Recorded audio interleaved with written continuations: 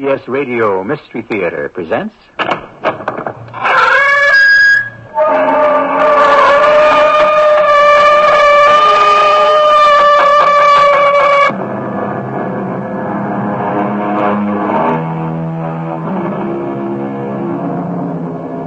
Come in. Welcome. I'm E.G. Marshall. The more we know, the philosophers say, the less certain we become. You can see how this principle applies to many people in reverse. The less they know, the more certain they grow. Civilization is based on knowledge, but in many cases what we perceive as knowledge is only a dangerous illusion. Mr. Simmons, why did you kill your wife and your best friend? That should be obvious even to a psychiatrist. They were having an affair. Why not just get a divorce? I had no choice. Besides, I'd already killed them once before. You had killed them once before? Oh, when? When? Oh, I'd say about 2,900 years ago.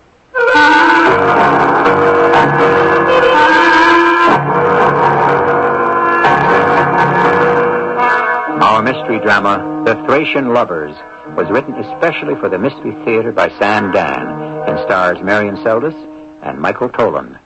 I'll be back shortly with Act One.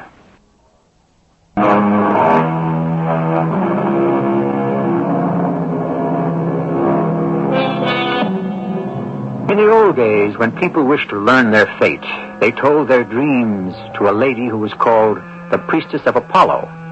And at this point, you might exclaim, how little things have really changed. These days, we tell our dreams to a lady or a gentleman called a psychiatrist.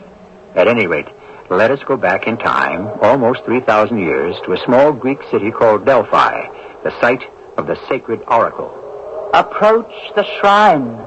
Who speaks? I, the priestess of Apollo. I cannot see you. It is enough that you hear my voice, the voice of the god Apollo, which speaks through me. You are... Eurybus, king of Thrace. A king? In Thrace. Say more truly, chief of a ragged band of miserable cattle thieves. I am troubled, priestess. It is man's fate to be troubled. It is man's hope to find solace from the gods. And what troubles you, bandit chief and self-styled king of the Thracians? The legend. Which legend? It is said that someday the wife of a Thracian king shall be false to him with his best friend. The morality of Thrace being what it is, it may well be true. And further, the child that will be born of this adulterous union will bring fire and destruction to the entire world. Yes? That, priestess, is the legend. And what is there that the god can tell you? I have a wife, Andromache. I have a friend, Leonidas. I suspect. You have proof. I've had them watched closely. And? Nothing. But I have dreams. Dreams. And in my dreams they betray me, dishonor me. What is worse, they mock me. In your dreams. And so I have come to ask, have these dreams been sent to me by the gods as a warning? All dreams are sent by the gods. We will consult with Phoebus Apollo, the source of all light, with Apollo, the font of all wisdom and craft. Leave us now, and return tomorrow for his answer. Who stands without to see the high priest of the temple? I, the high priestess of Apollo. Approach, my daughter. Has the priestly council studied the requests, Excellence? Yes. Let us tell him that the wife and the friend are indeed betraying him. Is it true? Does it matter?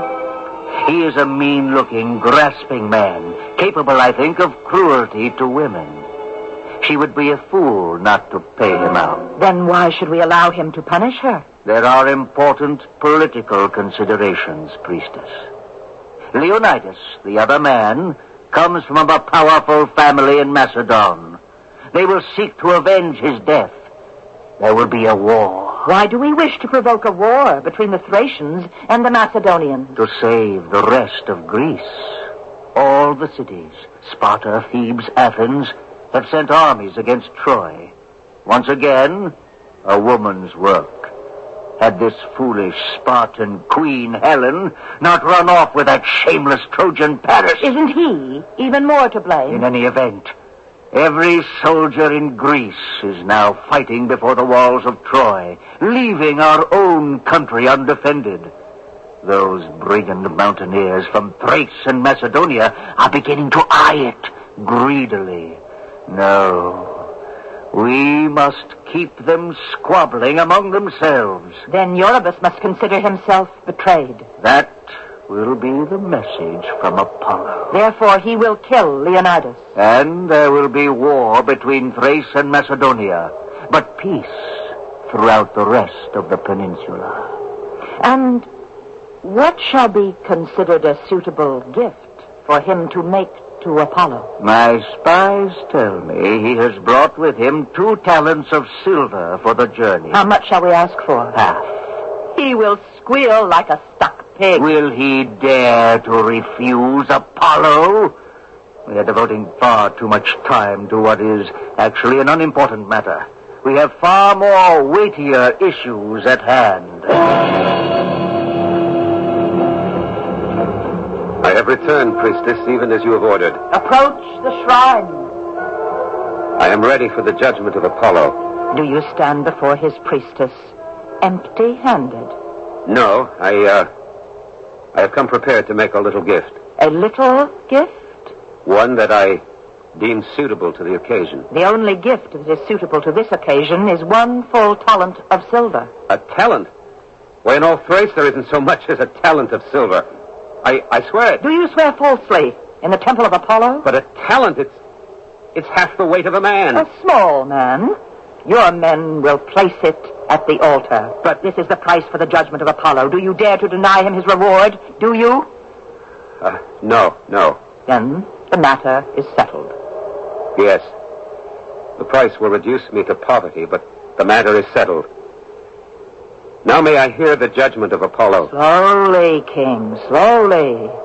The god is paid, but what of his priestess?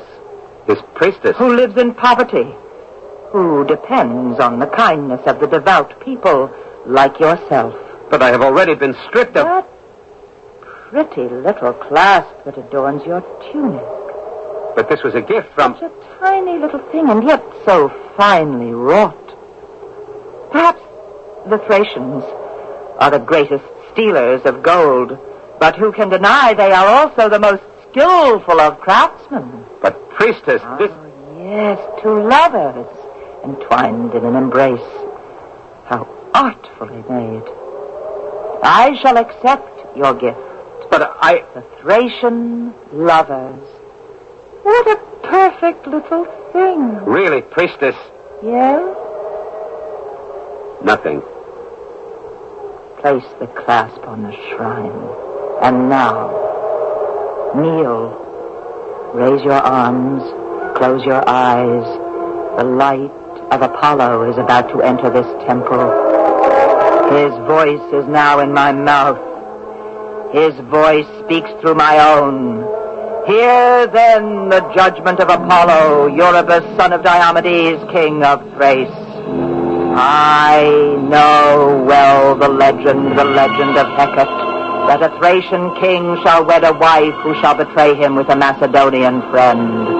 The fruit of this adulterous union shall be a son who shall destroy first Thrace, then Macedon, and then all Greece, and finally the world.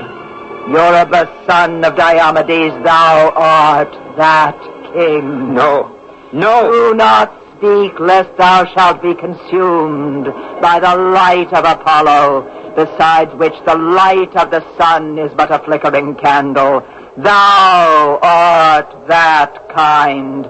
Thy wife Andromache is that adulterous queen. Thy companion Leonidas is that treacherous friend. Then it's true. The legend is true. I have been betrayed. Thou hast been betrayed. I will kill them. I will have justice.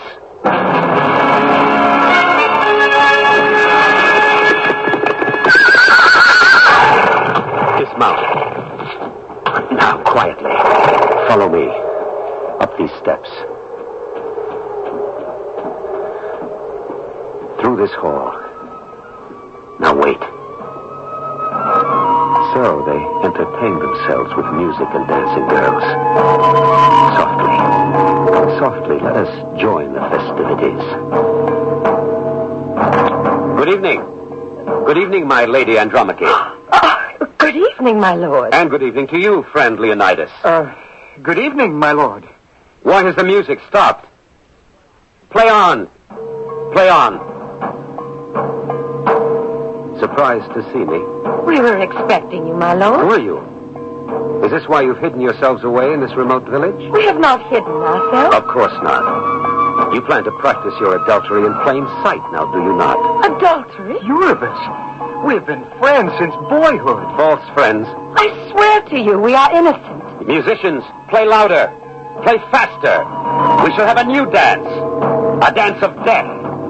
Out swords. And let us begin.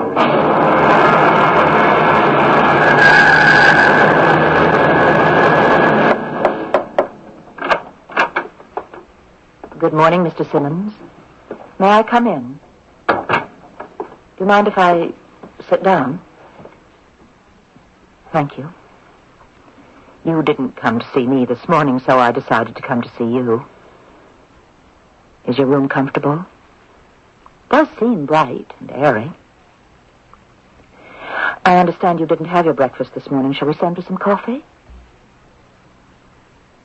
Well, as usual, we're not getting anywhere. I'm here to help. If for some reason, any reason or no reason, you object to me, say so. We can arrange for another doctor. Shall we do that? Who pays you to do this?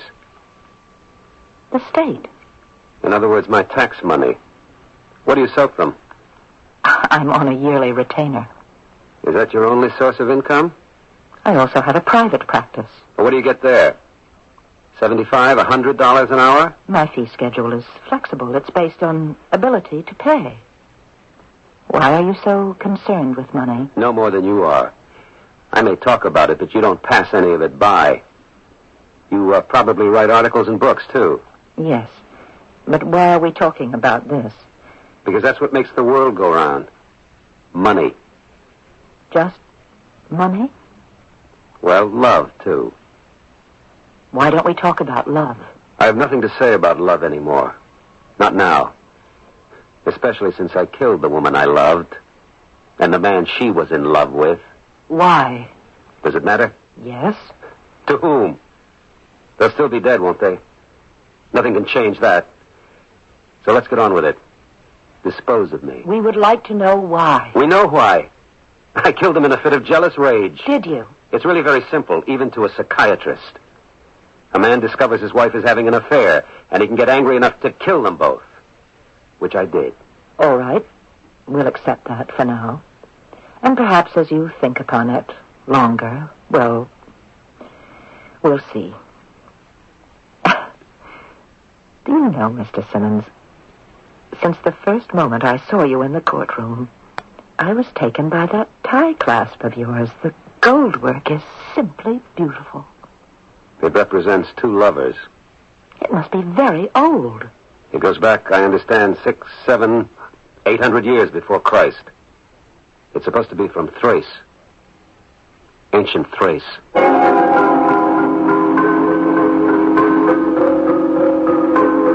Well, here's that clasp again. And it has struck the fancy of two women. One was the priestess of Apollo, the other is a modern psychiatrist.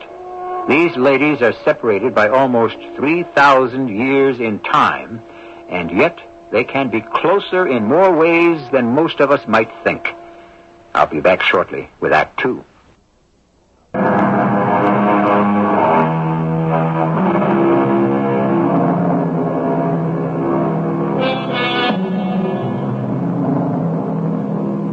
History, as most historians will tell you, is a series of variations on a few very basic themes.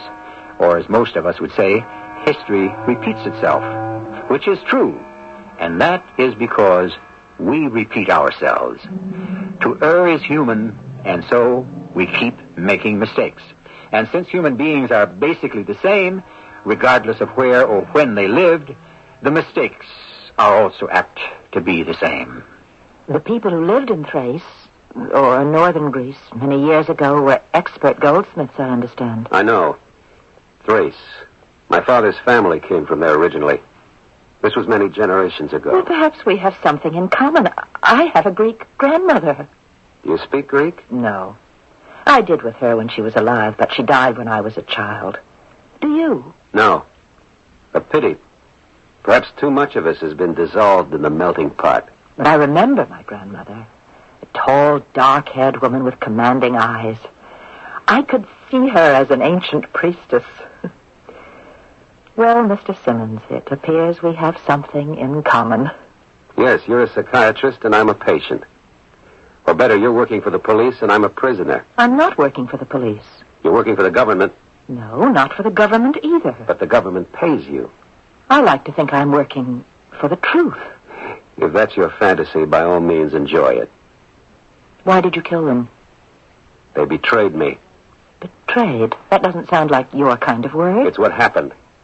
Here you are, Harold Simmons, an unassuming accountant. Oh, you do quite well. But you're conservative and peaceful. You were never known for a strong temper or inclination to violence. Perhaps I was never sufficiently provoked. But a man whose wife cheats on him, contrary to popular misconception, does not resort to violence. Statistics prove that far more often he goes to the divorce court. What does this have to do with me? Well, to begin, most shootings in these affairs occur because the aggrieved party happens to have a gun, either on his person or handy in the house. You never had one. When I found out, I went out and bought one. But records show you bought the gun a month before you killed them. Yes. Why? Why did you wait so long before you used it? I had to learn how. You just don't point and pull the trigger. You should know how to load and aim. Use the thing properly. You killed them in cold blood. Yes. And I will not claim temporary insanity. Nor shall I in any way seek to evade whatever punishment the state sees fit to give me. Why did you kill them? I've already told you. Look, I'm very tired. I didn't sleep well last night. I should like to rest now, if you don't mind. I'll tell you what, Mr. Simmons. I'll stay away for a while. I think I'll wait until you ask to see me.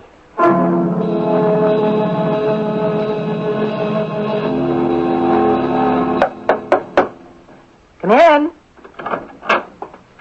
Oh, Mr. Simmons. Won't you sit down? I asked to see you. I'll tell you why. You keep insisting that I had another reason for committing those murders. Yes. Would you say it's a strong reason? Yes. Tell me. I can't. Why? Are you afraid it's too technical or medical for me to understand? No. Then why? The truth is, I don't really know what the reason is myself.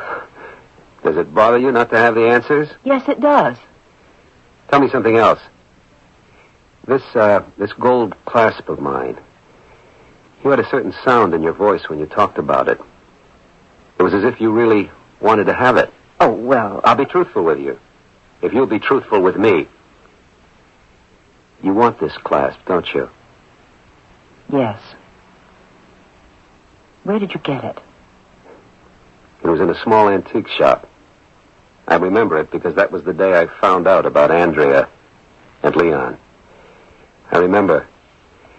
It was a small antique shop near the museum. I saw it in the window. And for some reason, I just felt I had to have it.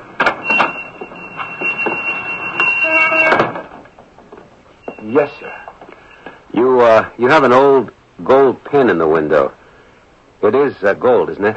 Pure gold. The workmanship is Thracian. Is it? Could very well be close to 3,000 years old. Here, let me show you. Take a close look at it. You can see how cleanly these two figures are carved. Notice how the hair swirls in a... Never mind all that. How much do you want for it? $4,500. I'll take it. You'll what?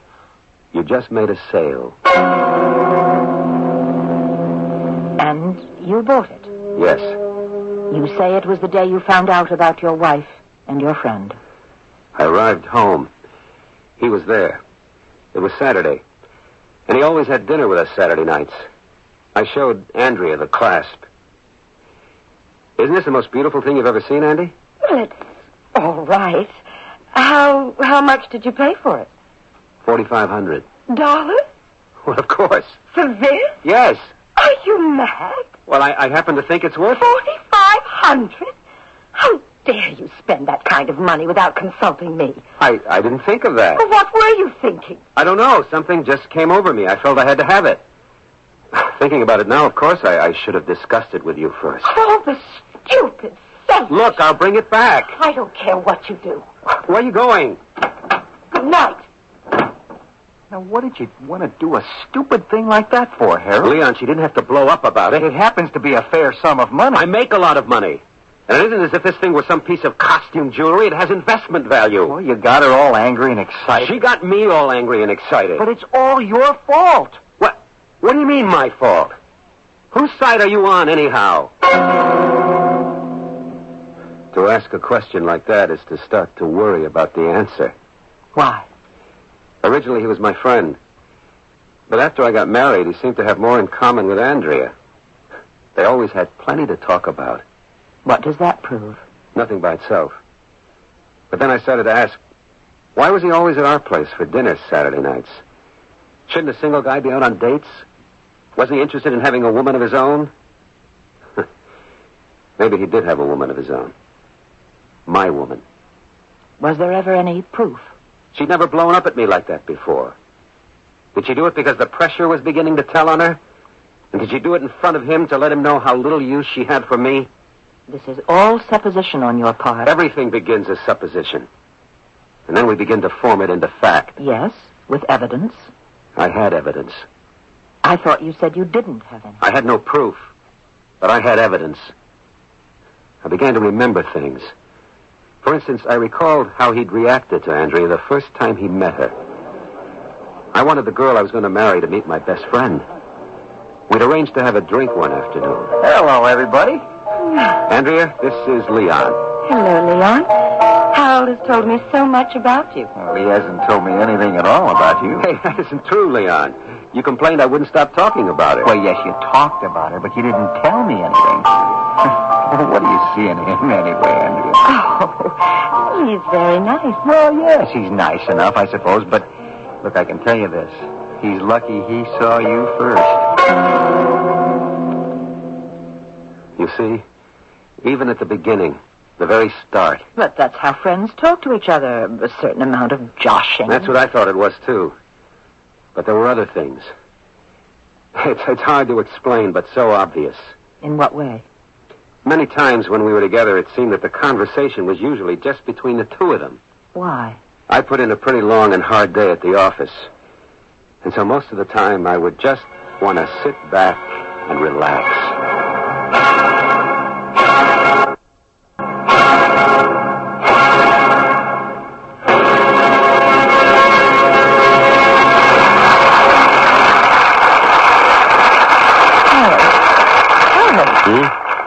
Wake up.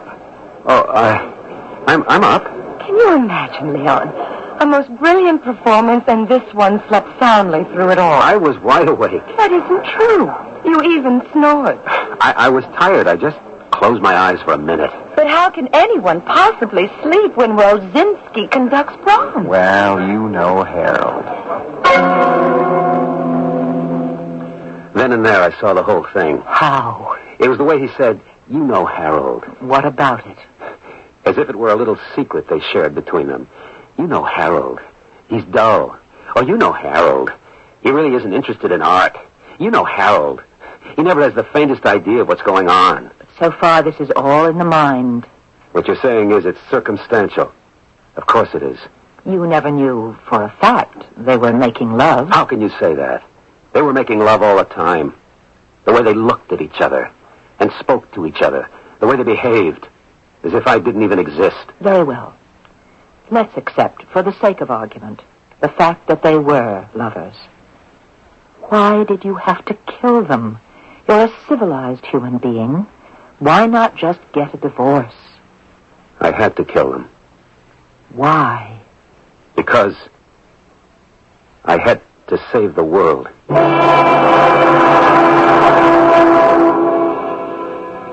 How? By killing his wife and her lover? Assuming that they were lovers? How would that save the world? And which world is he talking about? So far, you know as much about it as we do, although some of the more perceptive people in the house may know more. We'll all catch up in Act 3 shortly.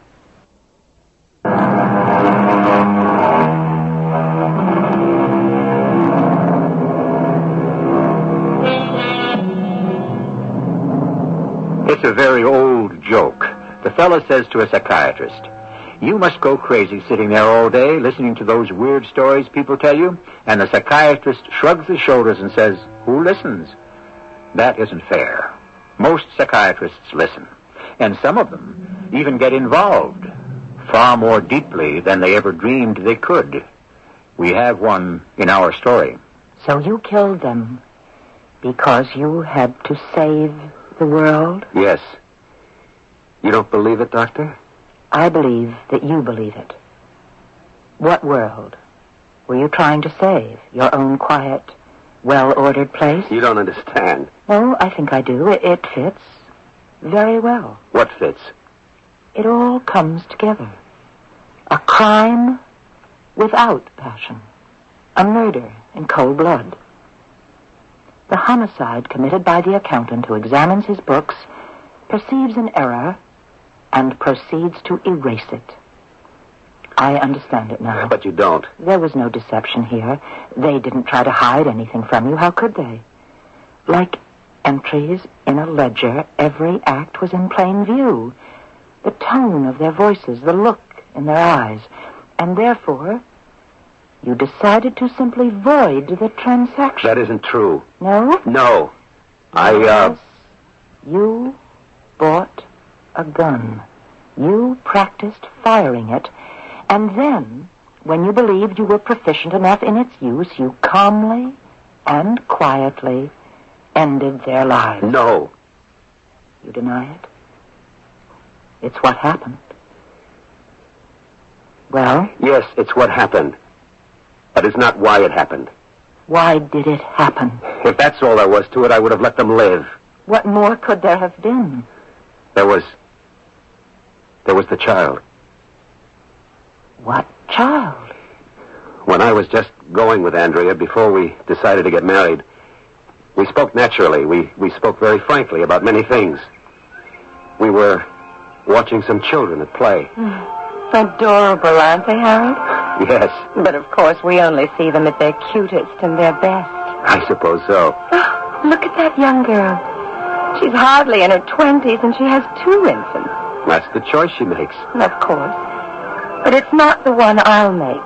Oh, look at those lines in her face. She'll be old before her time. She'll miss out on the best years of her life. Maybe she doesn't think so. But I think so. I don't want children. Is that all right with you, Harold? Of course it's all right with me. There's so many things in this world I want to feel free to do. Darling, I understand perfectly. How do you feel? Well, parenthood isn't for everybody. Do we agree it isn't for us? Certainly. Well, darling, then it's settled. So, at the outset, then, you decided not to have children. Yes. Was that how you truly felt, or did you agree just to please her? No, I was happy about it. I was never good with children. Some people just aren't, you know. They're awkward, clumsy, don't know what to say or do. Then what about this child that you mentioned? We were sitting around the house one Sunday afternoon. We were watching television. It was one of those very serious and earnest programs about children who were not getting the best out of life. You know the type. Oh, yes. You probably appeared on some. Anyhow, afterward we were having coffee, Leon, Andrea, and I. And she said... Funny, isn't it? So many people who shouldn't have children, can't raise children, have no feeling for children, have a whole house full while... Yes, while... Well, isn't it obvious, Leon? While there are those who can give a child every advantage, who are educated enough to raise them properly, so many of those people never have any. Well, you're one of those people, aren't you, Andrea? Yes. Why didn't you have a child? Why? Harold wouldn't hear of it. What's this? We have a big house. We have a good income. Harold can throw away thousands on pieces of gold jewelry. We could well afford a Hey, child. now, just a minute, Andrea. The reason we don't have children is because you don't want any. I don't want any. Well, that's what you told me. What did I tell you? I remember we were sitting there in the park. Hey, listen to this, Leon. Don't put me in the middle. No, you saw these children, these tots playing, and you said... I remember exactly what you said. We only see them at their cutest and best. Look at that mother. She's just a girl, but see the lines in her face. She'll be old before her time, miss out on her best years. I don't want children, Harold. That's what you said. That's what I said? Yes, it's almost word for word. As I recall, you're the one who didn't want children. I remember you said parenthood isn't for everybody. Yeah, but only because... Hey, you mean you want children? I've always wanted children. Hey, friends, this is turning into an argument. That's true. Lately, all we seem to do is argue. Lately, all we seem to do is rewrite history. I want to thank you for making this such a lovely afternoon for me, Harold. What did I do? The thing that you always do, and do so well. Nothing. Where are you going? I have a headache. I didn't say anything, did I, Leon? Well, sometimes it's the way you don't say it. She's the one who didn't want to have kids. Okay. Now what am I going to do? Well, if I were you, old friend, I would keep out of her way for a while. Maybe it would help if I went in and spoke with her. Don't you see, Doctor? She didn't want to have a child with me. All those objections she had to children were only because I was her husband. But with Leon, suddenly she seemed transfigured by the idea of motherhood. But is it possible that somehow you are rewriting history? Now listen. We were sitting in the park. Be honest with yourself. Was that the conversation that actually took place? Yes. All right. These things happen. People change. They can shift even what they consider to be their most deeply held convictions. I'm right. I know I'm right. Yes, but that doesn't change the basic facts. What basic facts? Two people fall in love. One falls out. Why? Who knows why? Who knows why people fall in love in the first place? Obviously, your wife fell in love with your best friend. Why didn't you let them get married and have children if they wanted to? I couldn't. And now we arrive at the why. Tell me why. I can't.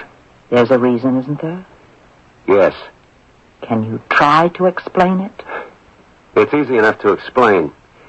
The problem is it's impossible to believe. Try me. I don't even believe it myself. And yet it was the reason I killed them. And that reason is? To save the world. No, not my little world, not my little universe, but the world. The world. This planet. How would their murder save the world? Listen to me. Finally, we had a confrontation. We were driving home from the football game. It was a very casual conversation. You know, Harold, in our day, state never used to beat tech. Now we do it all the time. Please, Leon, don't talk to Harold while he's driving. How'd you like the game? I thought it was a bore, but I could never get interested in football. Well, then why do you come to the games? To keep you happy. Which one of us do you want to keep happy, Andrea? Well, what does that mean? It means do you want a divorce? Hey, look, kid. Now, shut up, Leon. Well, Andrea? Don't you know what to say?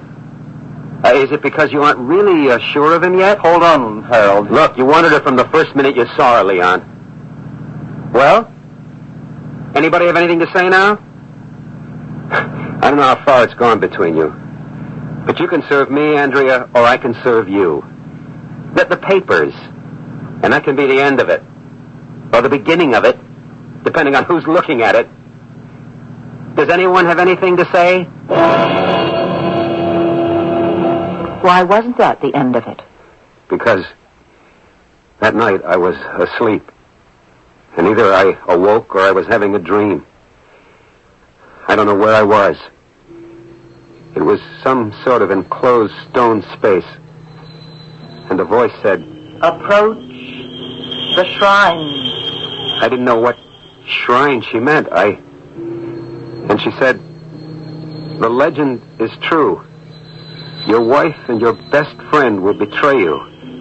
And the fruit of their union shall be a child who will destroy the world. Save the world. The voice of God speaks through me. Kill them.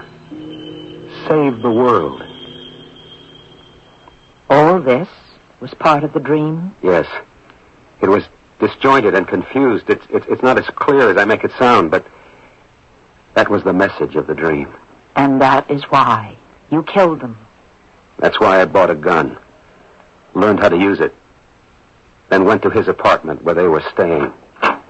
Who's at the door, Leon? Oh, Harold. What are you doing here, Harold? I'm sorry, Leon.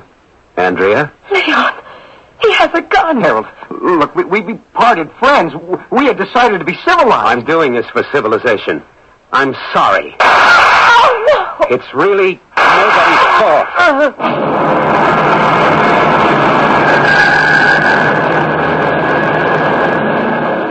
And you insist that's why you killed them? That's the truth. I don't think a jury will believe it. A jury will never hear it. I won't plead any defense. I told it to you because somehow I thought you would believe it. Why would I believe it?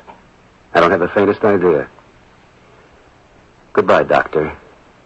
It's time I went back to my room. Yes. Goodbye. Will you take this? What? The Thracian clasp? Please. Oh, I couldn't. It's very valuable. It won't be of any use to me anymore. And you seem to love it. I'm sure you'll appreciate it. Take it. Oh, I couldn't. I'll just leave it here on your desk. Goodbye, Doctor. But...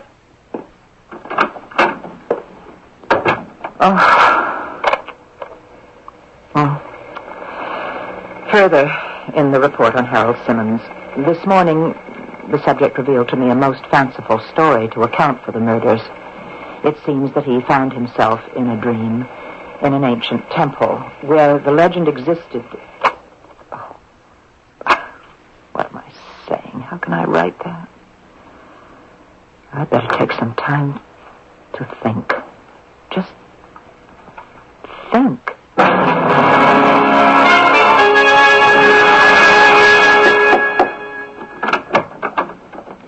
Good morning, Mr. Simmons. Oh, come in, Doctor. I've come to say goodbye. Yes, I'm leaving for the city. My trial begins tomorrow. Good luck. I see you're wearing the clasp. Oh, yes.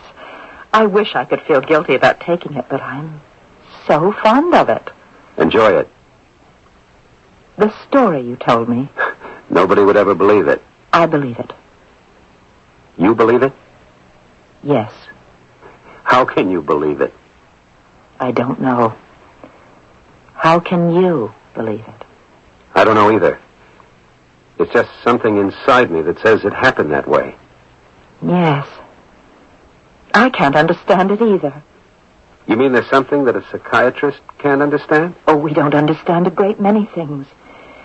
It's just that we can explain why we don't understand them more clearly than the average person. You truly believe that by killing them you saved the world? Yes. I believe it too. I won't ask you to testify to that effect at my trial. I couldn't. If I did, they'd put me away too.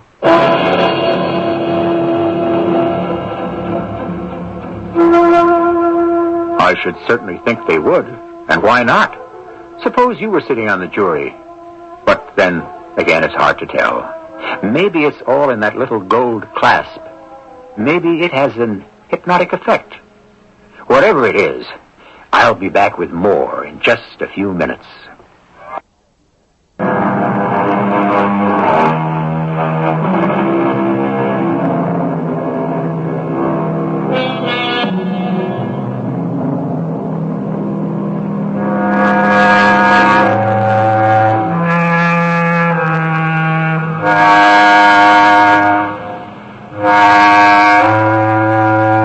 The problem is, we try to ride two horses at the same time.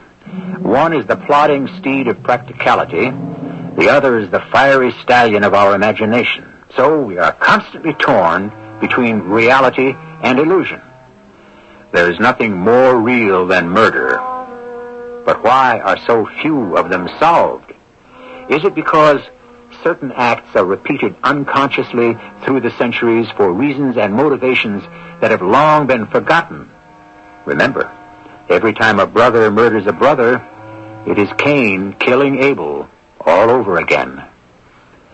Our cast included Marion Seldes, Michael Tolan, Bob Caliban, and Jennifer Harmon. The entire production was under the direction of Hyman Brown. And now, a preview of our next tale. Oh, forgive me, Your Majesty. It was clumsy of me. What time is it now? 7 o'clock. Is there something I should do at 7 o'clock? I've been instructed to fetch you some food. It isn't necessary. Everything is over for me. When will I be taken away? I don't know, Your Majesty. Even you who are sent to guard me do not know. Why is it such a secret? I'm told there was a plot to try to rescue you, so they've placed thousands of soldiers in the streets to make sure it will not happen. I have not heard of such a plot. Oh, someone is coming in here. Marie Antoinette, are you ready? Ready? Now? We are waiting. The scaffold is prepared. This is E.G. Marshall, inviting you to return to our Mystery Theater for another adventure in the macabre. Until next time, pleasant dreams.